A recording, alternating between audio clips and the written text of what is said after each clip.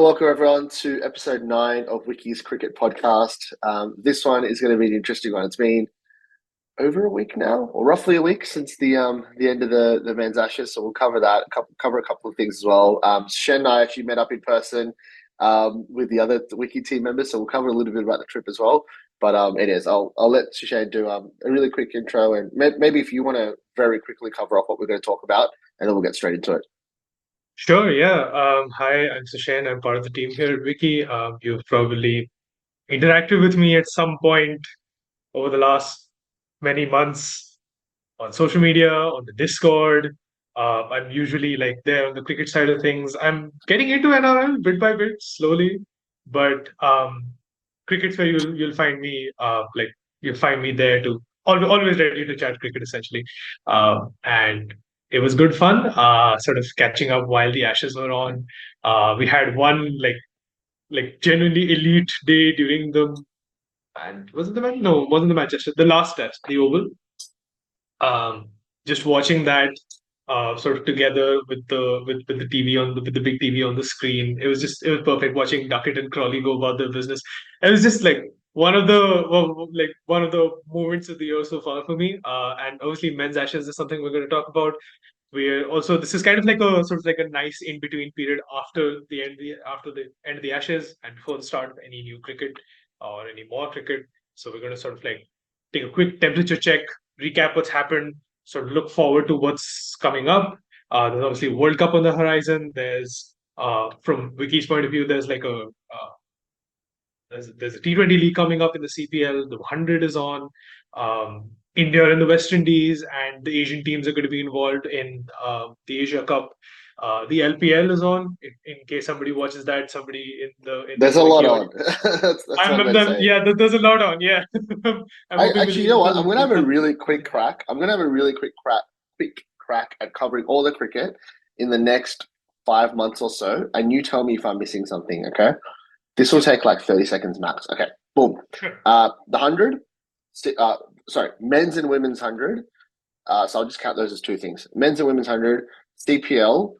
I'll just rattle off a couple of the main international things. So Asia Cup, ODI World Cup, LPL, which is on right now, women's Big Bash, men's Big Bash, South Africa T20 if that's happening, IL T20, Super Smash. Oh, there was one more. That's all I can remember till June, and I think I'm at 12. Have I missed one? Oh, January, sorry. Just all the other international cricket. The Australian men are in South Africa. They're going to be playing those games. I meant just the big international series. Sorry. Yeah. Have I missed any T20 or T10 or the 100? Have I missed any of those? I think I got them all. Any league? PSL. Oh, that's February. PSL's February. I was trying to go from August to January. Yeah, because I remember last December, January time, there was 5 T20 tournaments at the same time. Did I miss the Big Bash? Yeah. I think I forgot to say BBL. No, you said the Big Bash. You said right. Okay. Well, whatever. In the next 5 months, it's a ridiculous amount of cricket. Yeah. And Test cricket, there's India in South Africa and England in India. So there's a couple of big series on the horizon as well. Yeah. Whoa, wait. When is India South Africa? How did I miss that? End of this year. Oh, the summer. That's December, January. Sorry, the Aussie summer. My bad. Yeah. So cool. India go to South Africa and then they come back and they play England at home. Okay. Do you know if India, South Africa, is that around like Boxing Day and stuff? I think, they do have a Boxing Day test and they do in South Africa. So that should be fun. That's awesome. Yeah. Sweet. Okay, cool. Awesome. Yeah. Well, anyways, you get the gist. There's a lot of cricket on. Australian home summer, the men's and women's home summer, Pakistan, that stuff's also going to be going on. That should be fun. I'm hoping there's some cricket around in general. There will obviously be some cricket around, but I think I'll be in India actually with you guys in person in December, and then I'll be back in Australia for the second half of the BBL and hopefully catch a day of the SCG test.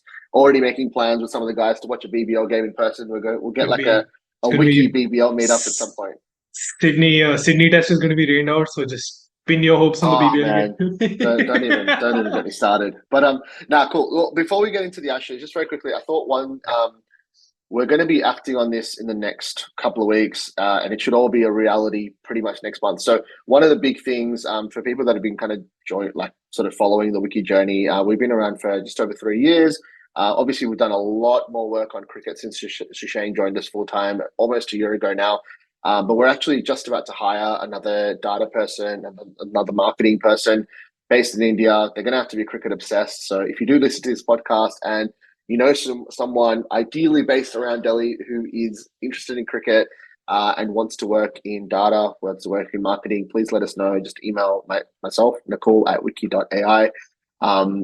But what that means from like a content point of view, if you're someone who sort of listens to this for a bit of fun to catch up on all things cricket, or if you're someone who works for a cricket team around the world, what it will mean is that obviously we put in a lot more effort in the last 10, 12 months, but we'll have two, maybe even three times more capacity because we're hiring more people. So it's going to be a huge period of sort of pretty much from now until the end of the IPL, which is like 8, 9 months away from now. It's just going to be non-stop cricket from us because all things rugby league have worked out extremely well. It's been 4 seasons of effort, and we're getting the rewards for that now, which is great. But we're pretty much set in terms of our effort for NRL. Whereas for cricket, we know that we need to sort of really establish ourselves as like a leader in terms of content, in terms of analytics. Our podcast we'll actually finally get our guests on board, but a whole bunch of other stuff that we'll announce once we actually hire people and let you know in the next month or so. But I thought it'd be cool to just sort of recap. A, there's a bunch of cricket on, and B, there'll be a lot more commentary from Wicky in terms of the cricket that is going on. So I'll try to stop it there. Yeah. But Sushane, look, I got to say, luckily Sushane is much more. Well, Thailand was a blur. That was a week of having a lot of fun with the team members. It was just the crazy balance of, we obviously do a lot of rugby league work. So I was trying to do rugby league work. The guys of the three others aside from me have only met once for like half a day before. So they had a lot of catching up to do. Big Buddha tour. We did the PP Island tour. We did a whole bunch of different restaurants and breakfast buffets. Like the guys were going nuts. So we had a lot of things on. We did luckily manage to fit quite a bit of cricket in there. There was a little bit streamed on the phone and laptop. There was a bit that we watched at some bars. There was a little bit of everything. Tell me what PMS. you can remember of the test. So yes, there was a bit of radio as well. Yeah, okay. Yeah. There was times where I was like trying to nap because I wanted to watch the game later, and in the background I could hear a little bit of commentary, and I was like, I didn't know if I was dreaming or actually listening to the cricket. It was a blur. How about you very quickly recap us on the fifth men's Ashes test, and then whichever bits I remember from the trip, I'll comment on. Sure. Yeah. So we basically followed the men's Ashes test in the most fragmented way possible, as Nakul just said. Bits and pieces here and there, fragments of audio commentary, invading our dream space. That's kind of the best way to put the whole experience. We watched some of it on the sports bar with like 5 other TVs and 4 other sports on. That was, keep coming back to it. Anyway, you can tell how excited I was. It was. It wasn't quite the finish that we had hoped it would be. Like we had hoped it would be 2-2 heading into the last game, but rain at Manchester prevented. Surely it prevented us from getting a 2-2 heading into the final test, right? Because surely England win that without the rain. And the last test of the Oval, England only won that by 49 runs. They gave Australia about 380 odd to chase, and Australia made a very good start. None for 150 odd. Yeah, Khwaja Warner got stuck in, and it was like, oh, they might chase this down. And then Smith and Head made a few runs between them, and like, oh, okay, they're losing wickets, but they're getting closer. Surely we're not going to get another like 2-wicket win or something like that. And I didn't realize this until I watched the highlights back, but they were probably not going to get it. But Australia weren't that far away from a win, I thought, especially with Murphy having made some runs and he was the guy there at the end, and you thought they've done this before with Cummins and Lyon in this series. Surely they won't do this again. Like surely they got 50 runs to make. They got a couple of wickets in hand. Surely they don't do this again. And ultimately they didn't. Australia were all out 49 short, and it was Stuart Broad who did it in the end. It was Stuart Broad got his fairy tale ending. Moeen Ali retired as well. So it's kind of like they both rode off into the sunset with a drawn series. Um, didn't win the Ashes, but I think to come back from 2-0 down and legitimately say that had it not been for the weather, we win this 3-2, having been through 2-0 down. That's an achievement. Not ideal, obviously. I think going 2-0 down wasn't great, losing a couple of close games, but Mm. I think Broad got his story tale, fairy tale finish. Fairy tale. Yeah, yeah, yeah. I think just one thing I'll say on the last thing that you mentioned there around it's hard. You're like, oh, it's an achievement. I think the one thing I will say, and a lot of people like mock the whole Bazball trying to make cricket relevant and exciting and all that kind of stuff. But I gotta say, like living in Sydney in Australia, um, the Women's World Cup is on here in Australia, and it's sweeping the nation. And I'm a massive. Yes. I won't say I'm a massive fan of women's sport. I just want women's sport to do well. That's probably a better way to put it. Like I unfortunately don't give it as much time as I'd like Yep. to, but I want it to do well, right? And it's awesome to see it doing well. But I'm just such a Yeah. cricket guy that it it sounds weird, but I just wish that cricket got as much attention. And like the Women's World Cup is sweeping the nation, and Mm. no one would even know that the Ashes is on. Or like not no one, but like the average person would not be talking about the Ashes. They would barely know that the Ashes is on, aside from when something controversial happened, like the Bairstow run Mm. out or something.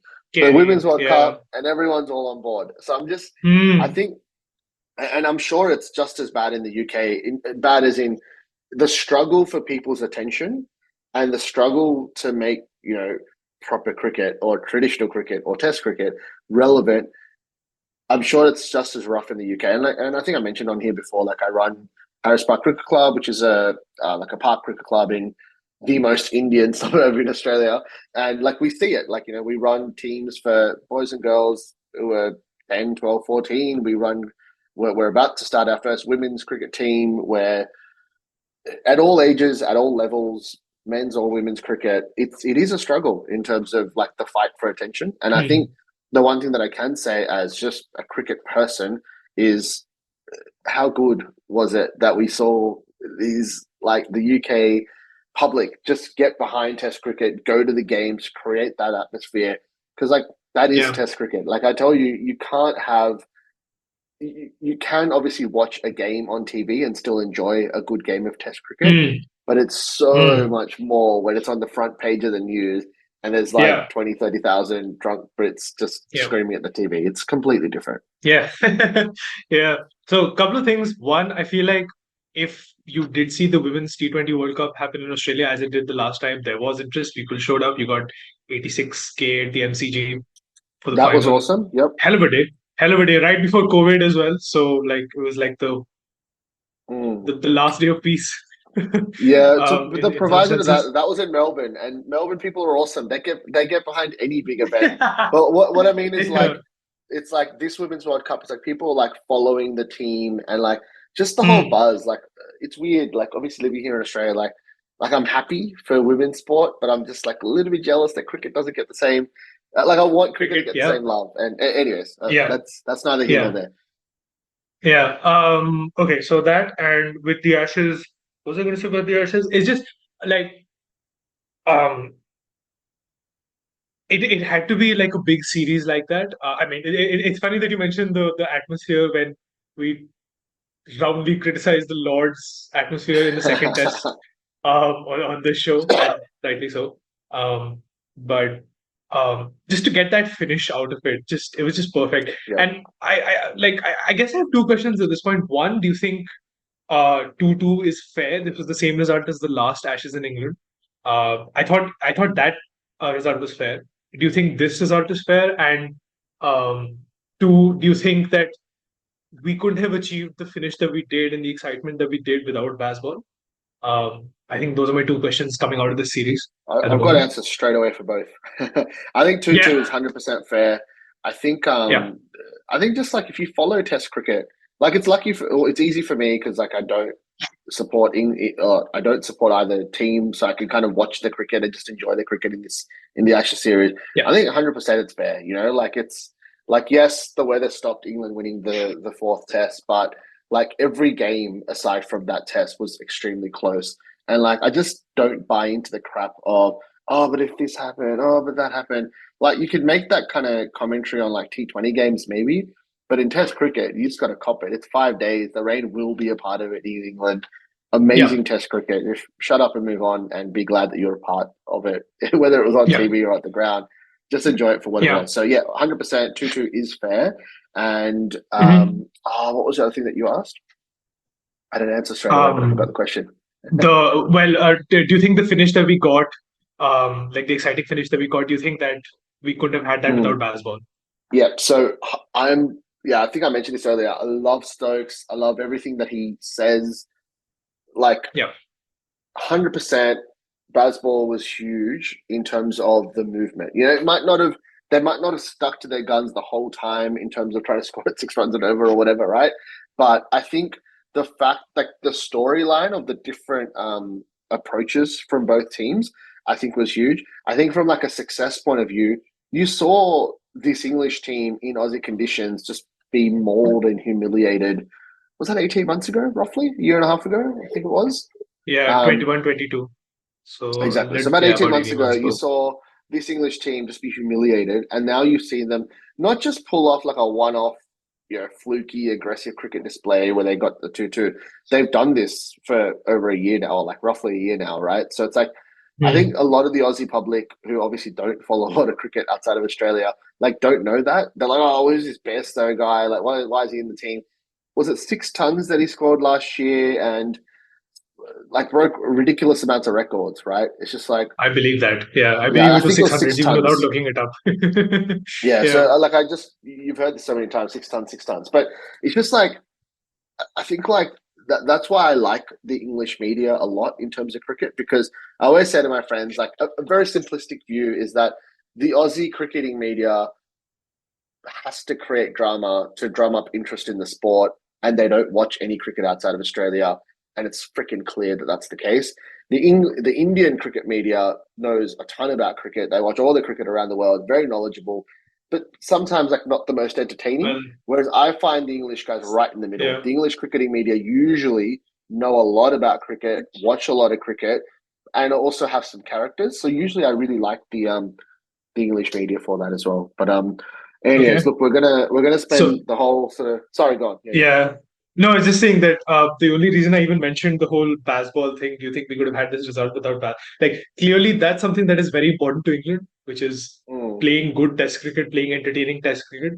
And like, I just go back, and I said this to you when we met in person, but I just go back to something that you said before the series on one of the episodes, where you said it, right? That there's going to be just one of these days where it just all clicks for England. And there's just going to be yeah. one of these days where all the stars align and the bowlers will be tired and like all the shots will come out of the middle of the bat, and that's what we saw at Manchester.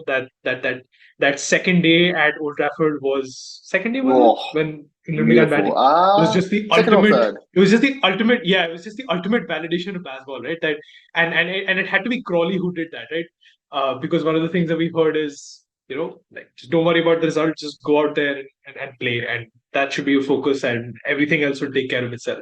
And it had to be Crawley, like it had to be him. It had to be this guy who's been so roundly criticized for just not delivering at the highest level. Um, Mm. who's been I think criticized of living off that double against Pakistan, who just went out there and made like 189. Just, I think they went at 7 and over in that middle session between lunch and tea on yep. day two, That was something like that. It incredible was batting. Yeah, something absolutely crazy. And yeah. like that's just the thing that I kept thinking of coming back to when I sort of think of the series, which is and that's something that England will clearly take a lot of heart from because that's something that they value. Whether they should value that is another question. Well, just on that note, right? Like I was about to go. Sorry, we're going to spend the whole time just talking about the Ashes, so I'll Yeah. probably try Anyway, to yeah, move on after this. But the yeah, one point that I wanted to make is, I think as much as I said that England needed not needed baseball, but like England, it made sense for them to play this positive brand of cricket and play in a certain way and engage the crowd and all that kind of stuff. from a relevance point of view. And I love when Virat Kohli or Brendan McCullum say those things around like the importance of Test cricket Mm. and entertaining the crowd and all that kind of stuff. But I think the other thing is, but also like the point that I was trying to make, I got distracted, was 18 months ago they got mauled and humiliated, yes, in different conditions, but by this pretty much the same Aussie team, right?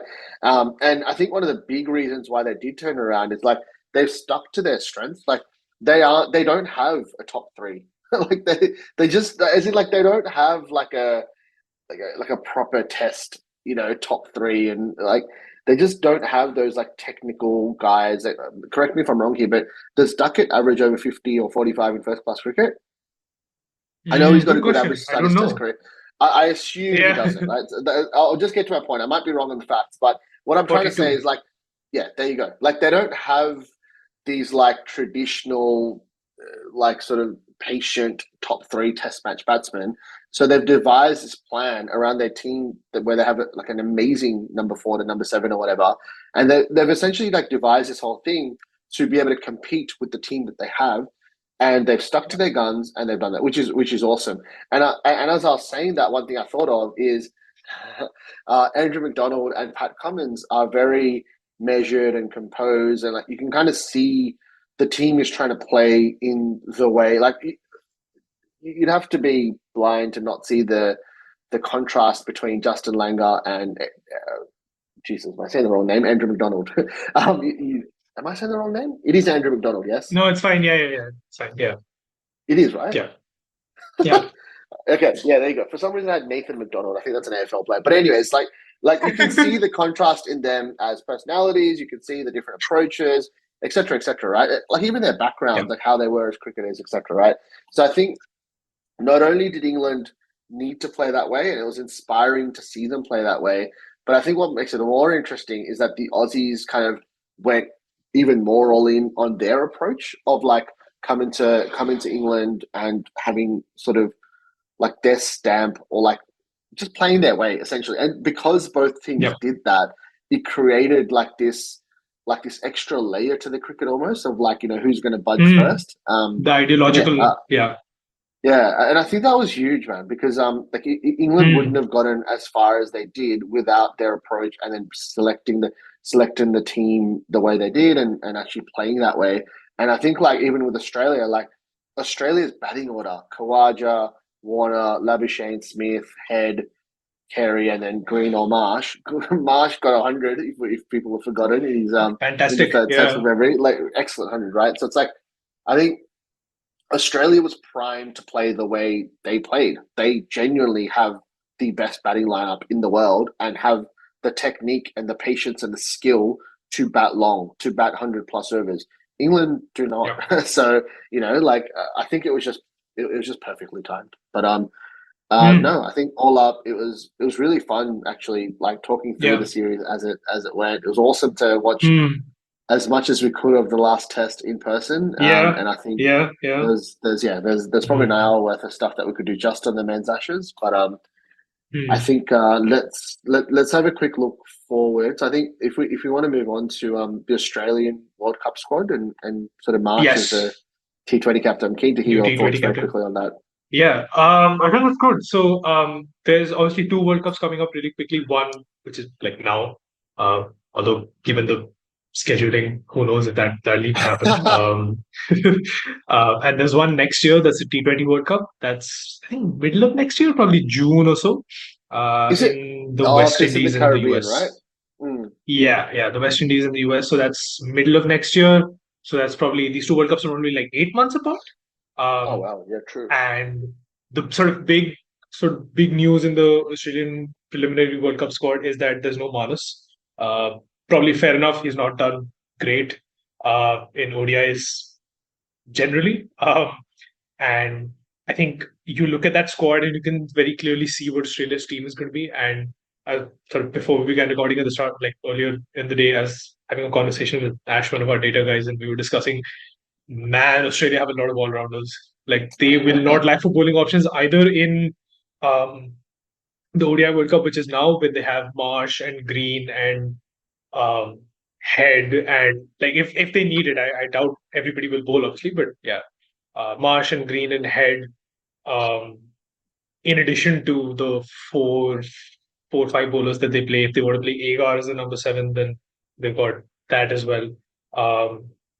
If you look at the squad that they've picked for the T20s in South Africa with Mitch Marsh as captain, there's a lot of bowling options there as well.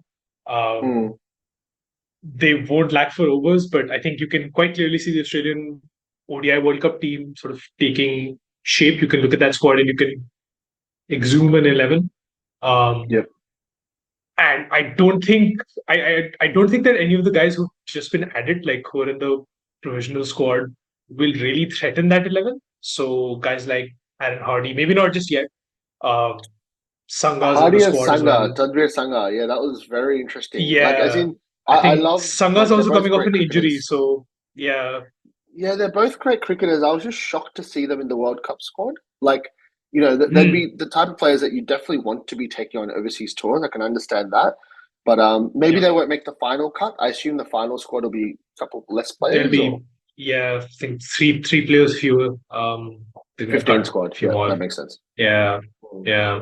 So just it's not really that much of a surprise. You can see that it's good to see that they have Ellis in the squad. It's good to see they have Zampa, Agar. They're sort of reasonably well equipped to like play a variety, like sort of use a variety of tactics, use a variety of bowling plans. They got Green and Marsh, obviously, who they'll rely on to bowl overs. Because if they can get that fifth bowler's overs as much as possible out of Green and Marsh, that's really helpful. Or you can use them to subsidize, let's say, one of the other bowlers, they're having a bad day and just getting carted all over the place. I was going to say, That's do you helpful. think Mitch Marsh makes the is Mitch Marsh like a key part of the 11 for the one day team, the 50 over stuff? He probably is. He did quite well with the bat in the ODI series against India not too long ago, which was, I think, Yes. from memory, which I think is the sort of like last ODI cricket that Australia played, I think, from memory.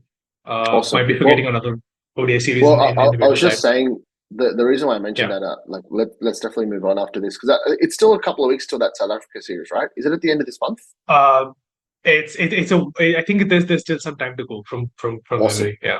Okay, we'll cover that and we'll cover the Asia Cup in a couple of weeks, like a week before it starts. But just one last point I wanted to make on this squad is that the one thing I am really excited for is Mitch Marsh. He gets to captain the new T20 captain, gets to captain this team. Hopefully, gets like a proper full Big Bash this summer. If he's not a part of that Test squad, which I really don't think he should be. I think back in Australia, you're likely going to win comfortably. I reckon it's a great chance to get Cam Green properly in the setup again. Hopefully his body's fresh by then, etc. But if Mitch Marsh gets this Men's World Cup, gets a bit of a break, goes into the Big Bash, bit of a break, and then gets to captain that T20 team next, it'd just be a beautiful story, to see where he's come from to then actually like being a key part of the team. I feel like he really kind of like, as long as his performances warrant it, I feel like he deserves that, and it's like such a nice storyline, for like the revival of him as a character. Yeah. I think it'd be good to have it for symbolic reasons because Mitch Marsh has already won a T20 World Cup and was player of the match in the final, so I doubt he cares. He's got that trophy, he's got his medal. But like symbolically for him to be the leader of that team would be like it would be important for symbolic reasons rather than for like purely sporting accomplishment medals kind of reasons because he's already got those, I think. Should we quickly crack into the women's Ashes and then a little bit about the CPL?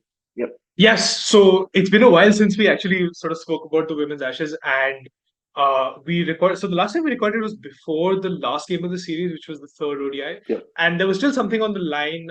Australia had retained the Ashes. England could only level the series. I declared very confidently that no, Australia would win, and they didn't. England won. Just shows you how much I know. And Australia won. Oh, sorry, England won that last ODI. I think they won it off Duckworth Lewis. Nat Silverbrunt made 100. And you sort of ended up in this slightly absurd position where England won more games than Australia, and they finished level on points, but they still didn't win the Ashes. Like that must hurt I think to recover the way that they did after that collapse in the last morning of the Test match. It still comes back to that, right? It's of that outsized influence of the test match in shaping the series. And the fact that Yep. Australia got a result in that game over 5 days was really, really important because England obviously tried their best and they obviously won a number of games and they won the T20s and they did this and that and they played really, really well. And many players had a fantastic series. Nat Silverbrant was very good. Beaumont had an excellent series and so on. But they just still don't have the Ashes despite winning more games. Yep. Well, I was going to say, so obviously it's been a couple of weeks now since the Women's Ashes is done. Can you give can you give us a really quick overview? So obviously the WBBL is on at the same time as the Men's World Cup, October, November. Are there any big sort of international tournaments or series coming up either side of that at all for women's cricket? None that come to mind, but I should confess that I've not been really in touch with the international, like women's internationals outside of the outside of the Ashes. So Cool, cool. I have this. I'm aware that the 100 is on right now. I'm aware Yeah, that the Australian women were just in the UK and in Ireland, and I'm aware that there's the Women's Big Bash coming up, but cool. I'm not as aware of anything else there. Just one thing really quickly on Australia, the Australian women and the Women's Big Bash. So Australia toured Ireland in the World Championship to play ODIs right after they were done with the Ashes. And they won that series 2-0, fine, better team wins, etc. Healy and Perry, by the way, Healy, we discussed this, right? She was carrying an injury to her finger and so on. But they're Yep. both hurt, so they both opted out of the 100, so they're not playing that. But there was this, I think it was in the third ODI where Phoebe Litchfield and Annabel Sutherland, who I mentioned on the show last time, Mm. made unbeaten hundreds in a run chase and won by 10 wickets. I cannot wait to watch them in the Women's Big Bash. Like they are, like it's been such a like the Northern Hemisphere summer has been huge for Sutherland, both Yep. against England and against Ireland, and just I'm really keen to see if this sort of ends up being like a long term thing that she ends up being like a top order stick for the Australian women. Like that's a really difficult top order to break into, and she's actually making her case for that really, really strongly. And I think very strong women's like she's well placed to have a very strong women's big bash, and obviously I'm really keen on to watch Litchfield as well. So Yeah, I think well, I those was would be just my going to two. say, timing wise, it would be Yeah, perfect because it's what August now. We're hoping to hire these, yeah, well, this one marketing and one data person, hopefully next month. But yeah, obviously, hiring always takes longer than you think. And even if they start in October, like obviously the existing team will get everything ready to go. And obviously, there's only so much we can do with men's World Cup stuff because we don't have data for 50 over cricket, or we don't choose to do analysis on 50 over cricket. So I think we're going to have like general content for the Men's World Cup and like data driven content for the WBBL. I think it would be like a yeah, really nice balance. And obviously, like your knowledge of women's cricket will really help, and having more resources will will really help as well. So yeah, yeah, super yeah. super excited for that sort of. Well, October to January, we'll really be hitting the women's BBL, Mm, the men's BBL, the men's World Cup, and then we'll just have to pick and choose. Oh, we've got our T20 simulator that we can obviously start yeah. running. You know Oh what'd my be God, yeah. really cool? We'll have to. I don't want to be sort of getting to the specifics of data and stuff, but I would love to run the T20 sim on women's data or like say WBBL data and run it for an Yeah, upcoming women's Big Bash game. I think that'll be really cool. It might throw out yeah, some wacky results because obviously there won't be as much data as men's cricket, but it'll be really cool to see and definitely cool to throw out there. yeah. I got to confess, I've been following the scores of the India West Indies series, but it's just at a horrible time for us. A horrible time slash. There's a lot Okay. of other work to do, and I've give me like the That's 30-second recap exactly of what like I've been doing as well. I pretty much only yeah followed the scores. I watched a little bit of it maybe a few weeks ago. I watched a little bit of the test match. So if you're a Shubman Gill fan, look away because he's had a pretty quiet series so far. I think I had like mm, one score over the course of the series. India won the test series. It was a two-test series. They won the first one by an innings. I think the second game was rained out. Um, they won the ODIs 2-1. 2-1, yeah. yep, And they're as of this recording, at time of recording, they're 2-0 down in the T20s. West Indies have yeah. West Indies. So Romario Shepherd defended, like pulled off like a successful last over defense in the first game, and the Windies won the second game chasing. So um, Um, Well, India I'll has tell you one been thing. India country. Yeah, it's not going so well in the T20 so far, but it overall has been Yeah. a fairly successful tour. So the next month or so is actually pretty big for Asian teams in general because the Asia Cup begins at the end of August. It's Yes. basically their like it's basically their prep before the World Cup starts in Mm. October, November. I was just So going to you say have one your thing about the Pakistan. Indian team, by the way. My Yeah. level of interest with that time zone for the India West Indies series was minimal. And at one point, I read slash saw that Kuldeep Yadav was batting at number 8, and I was like, "Yeah, I'm out. I'm not. I can't do this." Yeah, I think some people have made this point about how the series has brought to the fore India's long tail problem, Mm. which may show up at some point during the World Cup. Tell me there's a I'm not sure solution if to the this. We can't be going to a um World Cup with Kuldeep Yadav at number 8. That's a joke. I'm so protesting. so Kuldeep Yadav is actually like a half decent like Oh batter, no! but Don't. okay, I won't. I've got all my hopes on this World Okay, Cup. I want Virat Kohli and Rohit yeah, Sharma to be winning the trophy. You can't tell me yeah, that. Can you yeah. actually? I'm putting you on the So. spot here. Can you give me like Hmm.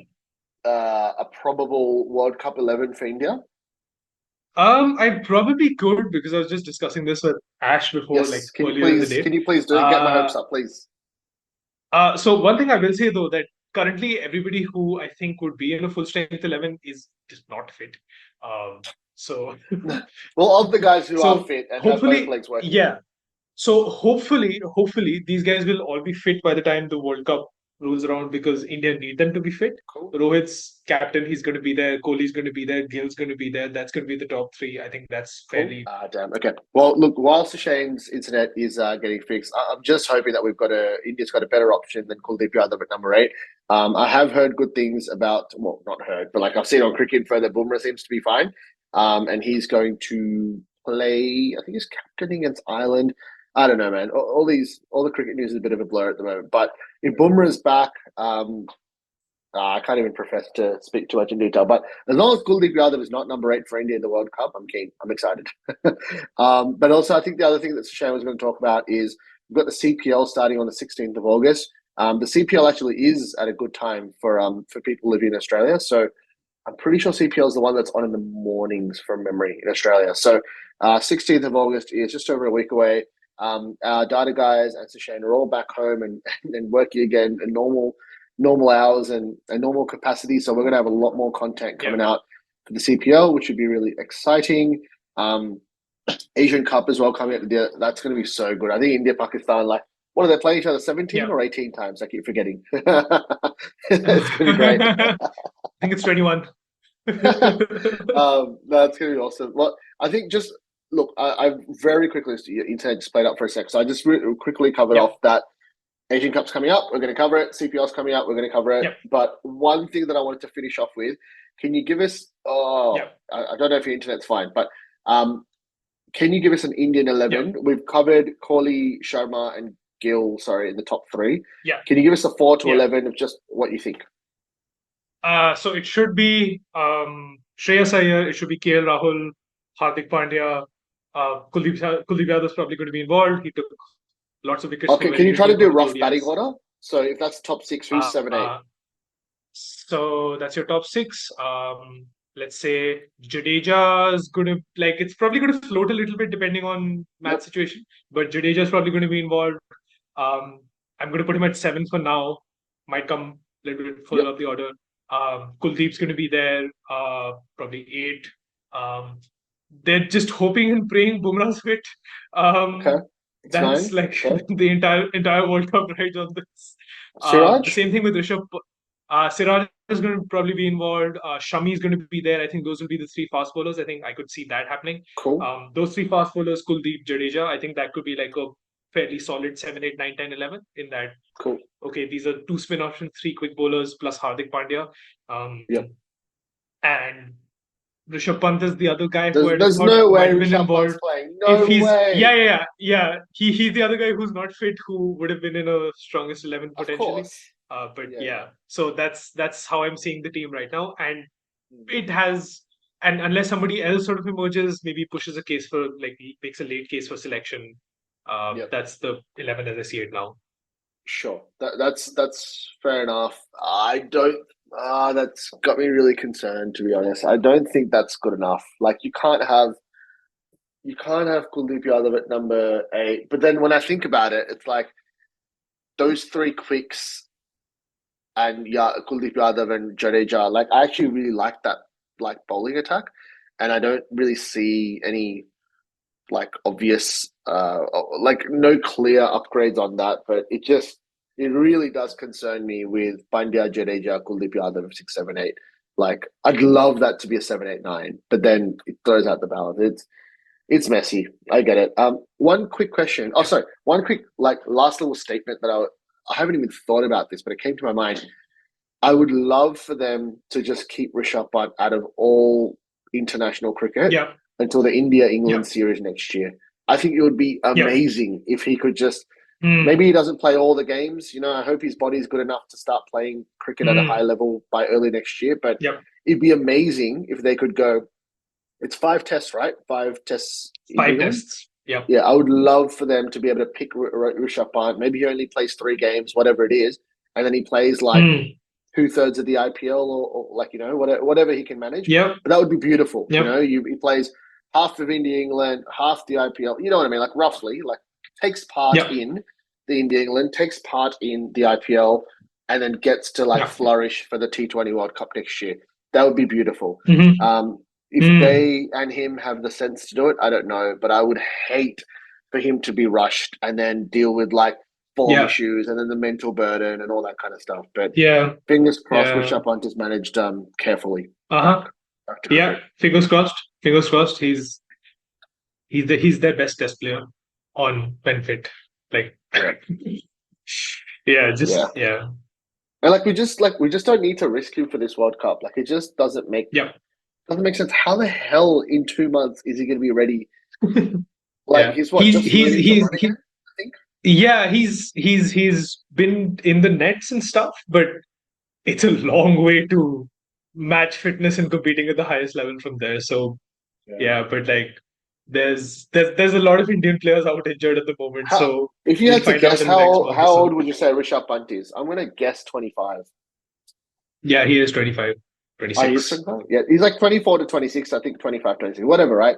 It's like you need this guy for the next 10 years, and he's a proven star in Test match cricket. Do not risk him. Don't risk him.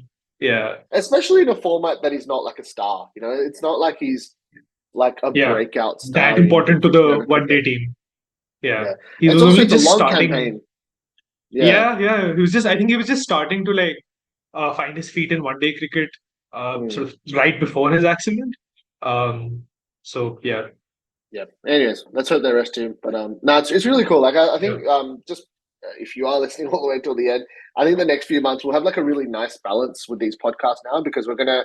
I know I've said this since the start, but like we finally got the time now to do podcast episodes with the guests. We'll have very different types of cricket. We'll have we'll do a lot more sort of like we're going to screen share and do a little bit of analysis on CPL, the 100, whatever it happens to be. We've got the Asian Cup, the Men's World Cup, WBBL, BBL, like mix of men's and women's, mix of T20 and 50 over cricket. And then we'll have like some really interesting Test cricket, obviously, around December, January, February time. So anyways, a lot of exciting times coming up.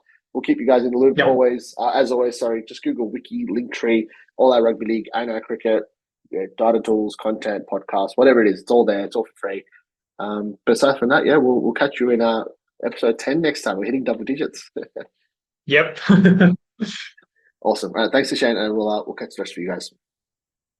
Cheers.